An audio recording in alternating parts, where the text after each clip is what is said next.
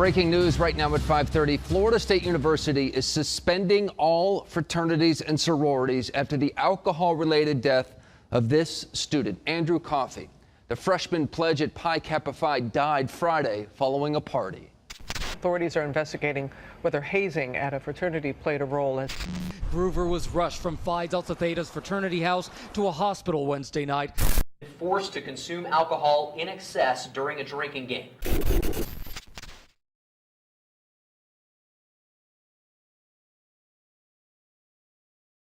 In the past year alone, the lives of Matthew Ellis, Andrew Coffey, Maxwell Groover, and Timothy Piazza were all taken too soon. And why? All to join a brotherhood. And these aren't the only ones who have lost their lives due to the tradition of hazing in Greek life.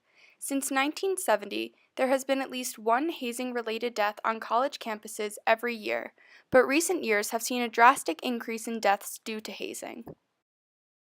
If there is even the slightest risk of hazing resulting in death, why do fraternities and sororities keep doing it? Hazing has been a traditional method of initiation in Greek life for decades, and although fraternities and sororities argue that it is an essential bonding experience, recent atrocities have sparked debate over whether or not hazing should continue.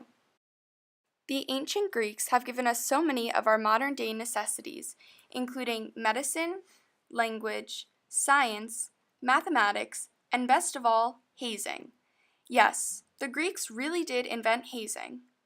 Fast forward a few years, and the practice of hazing was used in the American military started during colonial times, but didn't reach college campuses until right after the Civil War. When war veterans began their schooling, they brought military hazing practices with them. In the military, hazing is used to discipline and to create a bond between soldiers, and while hazing on college campuses shares some similarities with military hazing, it has since been taken to a whole new level. The foundation of hazing is built upon promoting bonding between pledges, weeding out those who are less committed to the brotherhood than other pledges, and giving the pledges life skills, such as time management, the ability to cope, and a sense of accomplishment.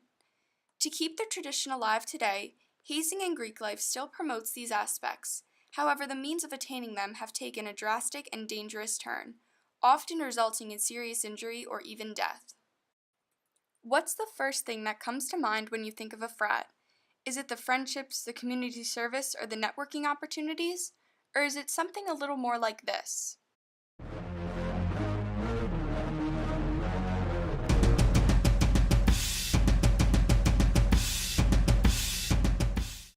The prevalence of alcohol in Greek social life has influenced brothers to incorporate it into their hazing rituals. Hazing, especially when it involves alcohol, has caused harm despite the original intentions. Dangerous hazing happens everywhere, even in our own backyard. Penn State's own Timothy Piazza is a prime example of the dangers of hazing involving alcohol. Piazza was given 18 drinks in less than 90 minutes during a pledge event. This ritual is called the gauntlet, which is when pledges move to a series of drinking stations and are told to consume whatever they are given without question. Each pledge must drink an entire bottle of vodka, take a shot of vodka, shotgun a beer, drink a bag of wine, and chug one last cup of beer. One member of Piazza's pledge class told the police in the aftermath that each member completed the gauntlet within 2 minutes. Piazza had fallen down the stairs twice throughout the night due to his drunken state, with a BAC of at least .28.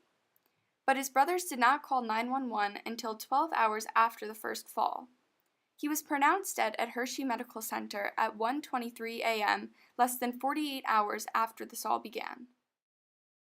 Following the aftermath of Timothy Piazza, Penn State permanently banned Beta Theta Pi and debated what to do with the rest of Greek life to ensure that a tragedy like this would never happen again. Is this an accurate representation of Greek life, or was this just an extreme scenario? For if this was an accurate portrayal, would we still see so many people fighting to keep hazing on college campuses? Some schools have taken drastic measures as a means of fixing this problem with hazing. But does hazing really warrant the complete removal of Greek life, or should schools consider what they would be taking away from the students involved in Greek life? After all, so many people willingly accept hazing even if it is a risk to their health. From an outsider's perspective, it is easy to believe that the negatives outweigh the positives of hazing, but insiders would argue the opposite. One current brother who asked to be kept anonymous described hazing as the best worst thing you never want to do again. Pledges say that despite going through it, they wouldn't hesitate to haze new pledges in the coming years to keep their tradition and ensure that incoming pledges are just as committed as they were. The reason so many brothers argue that hazing is beneficial to the cohesiveness of the fraternity is because suffering through a traumatic experience together bonds pledges on a deeper level than they would be had they not gone through it. Having a close family-like relationship is attractive to students who are living away from home for the first time because they no longer have a very present support system. Members of fraternities say that they joined because they wanted people they could always count on, just like a real family. Within real families, siblings often test each other's limits on physical, mental, or emotional levels, and frat brothers do exactly that. New pledges look up to the older members just as younger brothers would look up to their older brothers.